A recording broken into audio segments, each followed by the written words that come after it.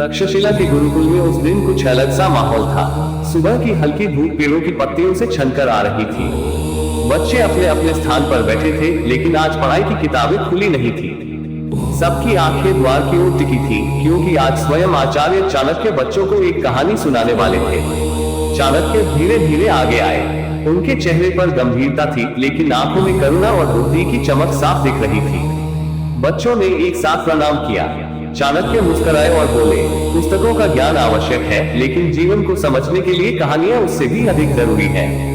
आज मैं तुम्हें एक ऐसी कहानी सुनाऊंगा जो तुम्हें जीवन, बुद्धि, धैर्य और नीति का सही अर्थ सिखाएगी। बच्चे उत्सुक हो गए।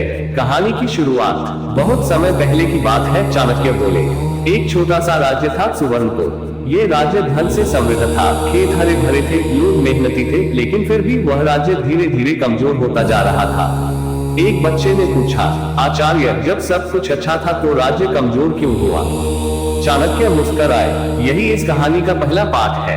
राज्य की कमजोरी बाहर से नहीं, अंदर से शुरू होती है। राजा और उसका पुत्र। सुवर्णपुर का राजा था राजा धन से। वह नेक दिल था, लेकिन निर्णय लेने में कमजोर। उसका एक ही पुत्र था, राजकुमार वीरकेतु।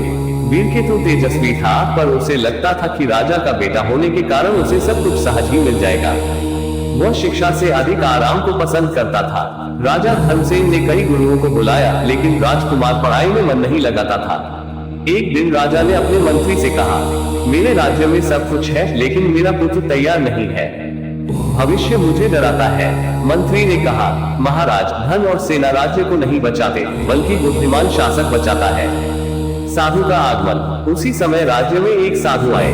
साधारण वस्त्र, लेकिन आंखों में गहरा ज्ञान। राजा ने उनका स्वागत किया और अपनी चिंता बताई। साधु बोले, राजकुमार को उपदेश नहीं, अनुभव की आवश्यकता है।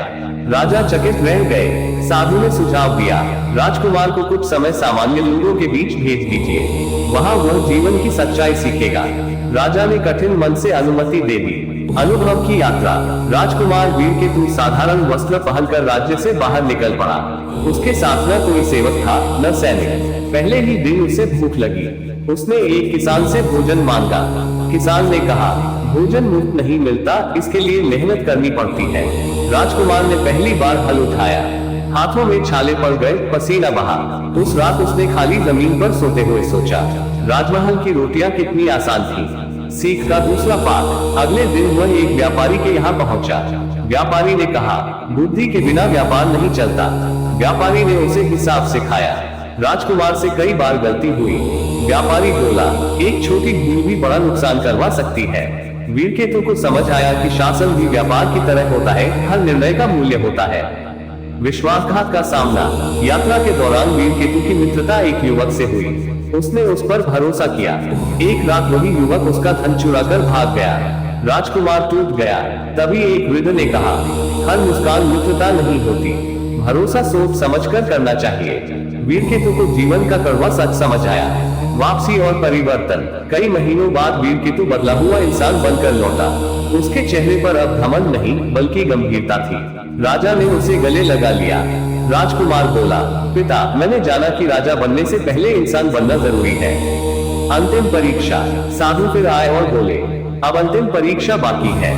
उन्होंने राजकुमार से कहा, यदि राज्य पर संकट आए और तुम्हें अपनी सुख सुविधा या जनता में से एक चुनना पड़े तो क्या चुनोगे? वीरकेतु ने बिना सोचे कहा, जनता, क्योंकि राजा जनता के लिए होता है, जनता राजा के लिए नहीं। साधु मुस्कुराए, अब तुम शासन के योग्य हो। चाणक्य का संदेश। कहानी समाप्त कर चाणक्य बच्चों की ओर देखकर बोले, बच्चों, जो मेहनत से भागता है वह जीवन से हारता है। ज्ञान बिना अनुभव अधूरा है। सत्ता सेवा है, अहंकार नहीं। जो स्वयं पर शासन करना सीख लेता है, वही दूसरों पर शासन कर सकता है। बच्चे शांत थे, लेकिन उनकी आंखों में चमक थी। चाणक्य ने अंत में कहा, आज तुम बच्चे हो, कल नेता बनोगे। याद रखना, राजा वही महान होता है जो पहले अच्छा इंसान हो। गुरुकुल में गहरी शांति छा गई। वो कहानी केवल कहानी नहीं रही, बल्कि जीवन का मार्गदर्शन बन गई।